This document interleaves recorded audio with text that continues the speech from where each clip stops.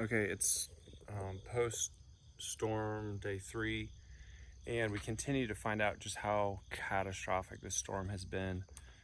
My brother came in from out of town, kind of on a little just check on everyone rescue mission, and he checked on multiple people who had significant, basically full house damage from flooding. And then the thing that's really striking me now is these communities. Like yesterday, we went out towards my parents, and their whole community is cut off. The bridge is out. I'm just thinking that with the number of bridges that are out, how long will it be that these people are cut off? He visited multiple people whose their whole communities are cut off because the bridges are gone. And these are big bridges with a couple hundred people living behind them, but there's so many of them. So things are really quite stable here. We're at Brianna's house. No, there's no damage to the house. We have lots of food, we have lots of water. And so we are going to some of our closer neighbors, the roads. We're gonna just help with one project today. And then Bree and Rebecca are doing a team run to South Carolina. It's the only, basically 26 East is the only route out of this region that's completely unimpeded. 40 East, 40 East, 40 West, and 26 West are all cut off, to my knowledge, still to currently today. And 26 East, running south towards South Carolina, is still open. So they're gonna do a run and just fill up Bree's car with gas and do a couple kind of critical shopping things down there where the stores apparently are wide open. All right, it's we're sending the ladies basically a carpool to get gas and a few critical supplies.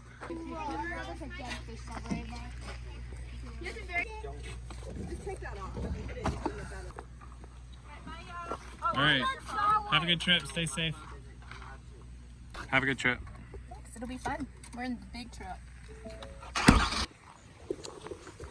What we're looking at here is doing a temporary repair on the pole barn by the creek. The Rhodes house was preserved, but the creek is just, it's just crazy how it's washed out. It's unreal. The creek's in a totally different location.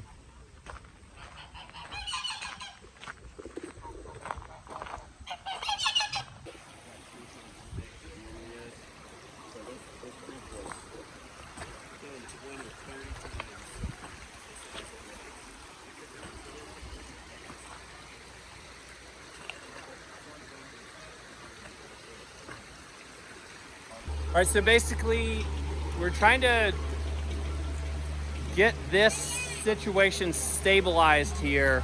There's a couple things really dangerous about it. This big slab here, we're gonna try to just drop that, but we're gonna stabilize the lower post with concrete chunks. It's currently, the roof is currently sitting on that haystack.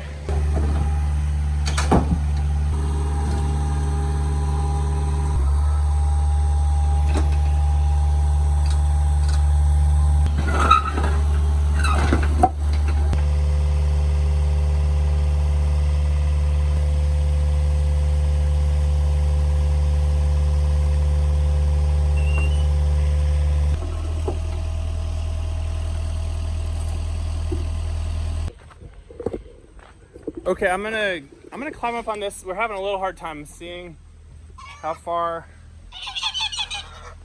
one post needs to come up. So the far post is way low, but the second to last post is just a little low. And this end is completely stable. I'm gonna climb this end and eyeball that line. Okay. So I'm looking at this first line is probably straight.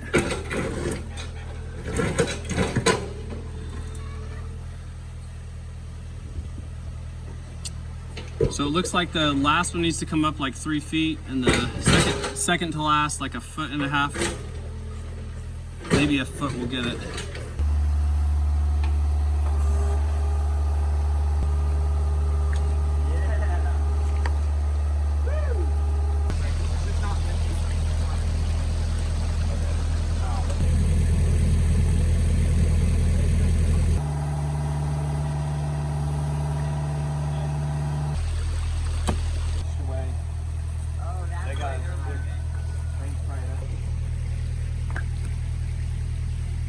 How would we pull it out?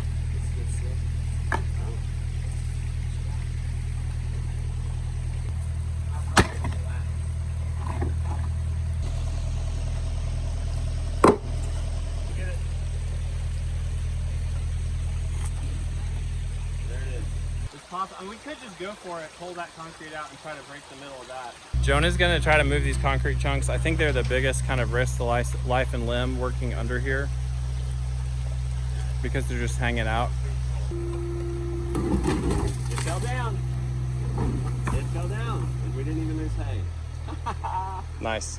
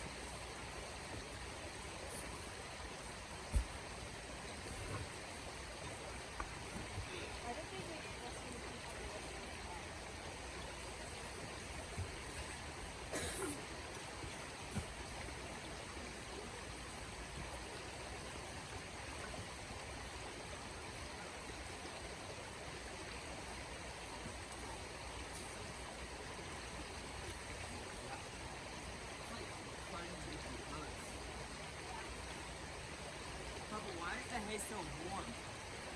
That isn't good.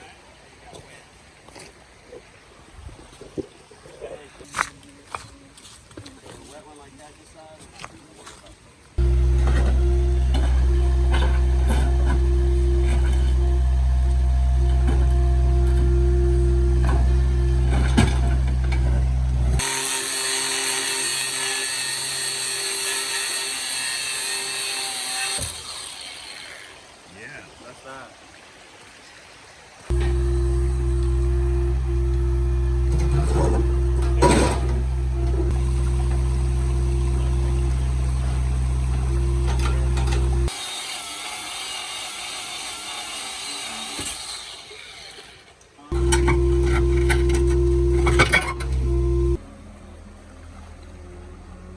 Josiah's got the skid steer. He's actually holding this post.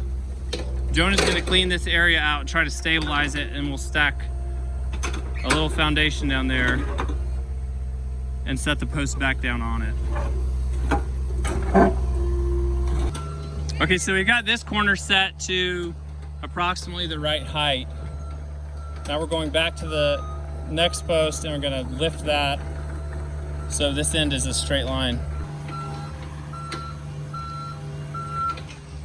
So now we've got both of these stabilized at the correct height and in the correct location.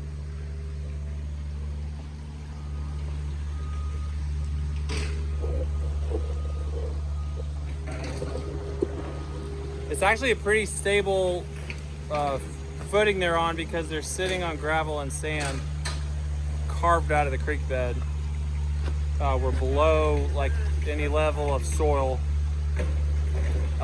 down onto just solid sand, which should be very stable considering that the creek bank will be way out here protecting this area. I don't know exactly the next step they're gonna do, but I know that the creek bank will end up feet and feet behind the barn, and that for now that's exactly where this needs to be.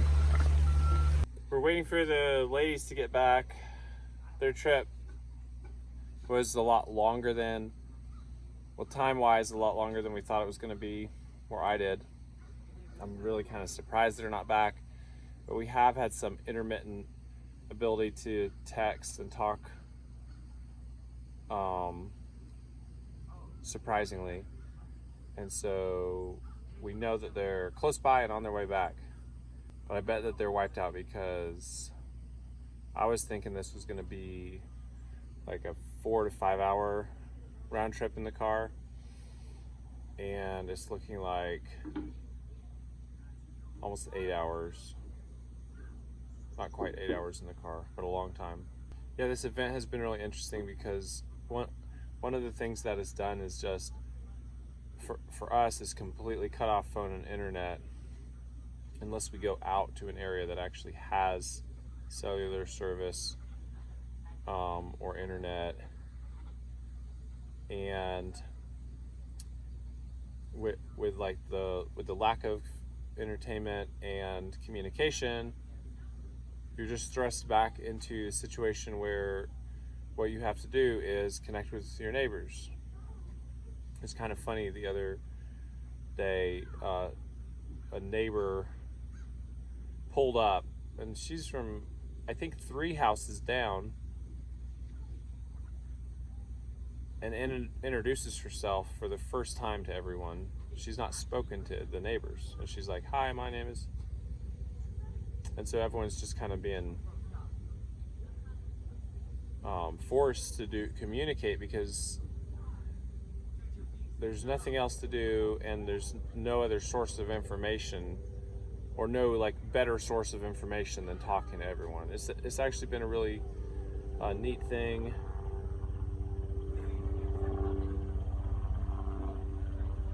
I've had no contact with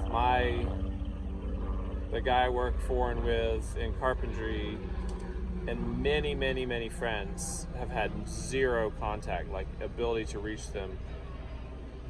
I think tomorrow I'm actually going to go out. I don't want to be dramatic at all, but there's this one community. I haven't been to the farm, so I want to go check on the farm. But the farm is honestly pretty safe. The house is away from trees, the barns are away from trees. The camper could be crushed.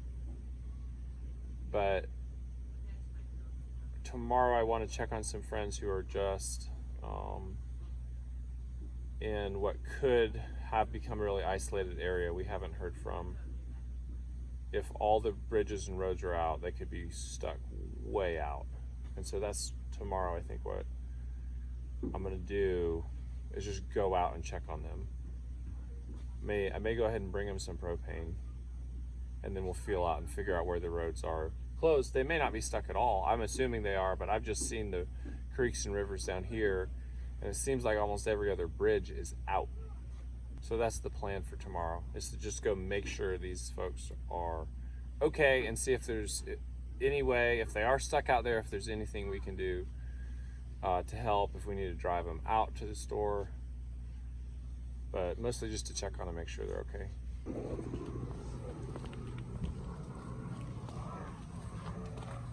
What a trip, ladies. What a trip. We did it! Well, we got everything. How The are only thing these I guys ate propane. I couldn't get propane. She Okay. just fell asleep. If you wake her up now, she'll still go to bed. Good job, guys. You went on the big fuel run. It wasn't easy with them, let me tell you. I don't think it was easy, probably. Hey, how'd y'all fare? That's crazy.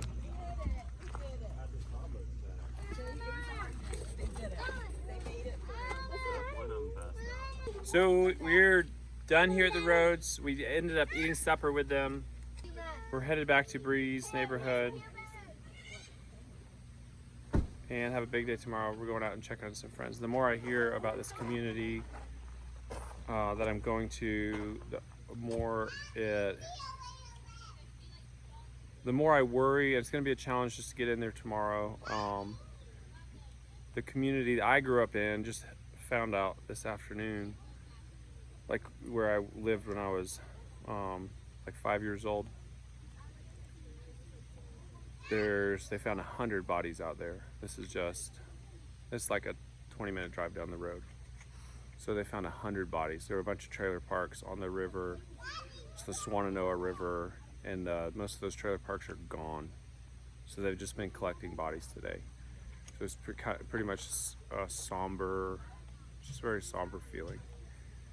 Thinking of the folks who lost their lives and the people whose lives have been destroyed and really altered by this event. And kind of hearing more news about the area around the farm. That's the direction I'm headed, and how it's beyond, like how bad it is here. It's like beyond that bad up there. It seems like from the photos and from the news. There's whole towns of thousands of people that are still cut off from any traffic, like from the outside world, and whole communities that are totally cut off. And then some of them, with some areas, we have friends that we haven't heard anything from those areas. And I don't know if that means they're fine, or if that means it's so bad that no one's even made it out, which is very possible. Like geographically, some of these places are like 10 miles from a main highway. So it's possible that no one's been out. Anyway, all right, good night.